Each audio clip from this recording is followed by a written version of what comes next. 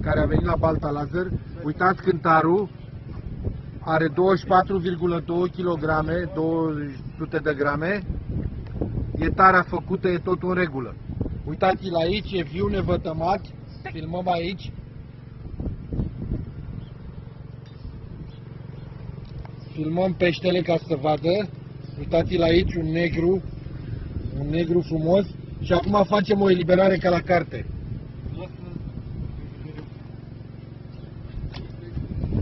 Facem o eliberare frumoasă în Balta Laser.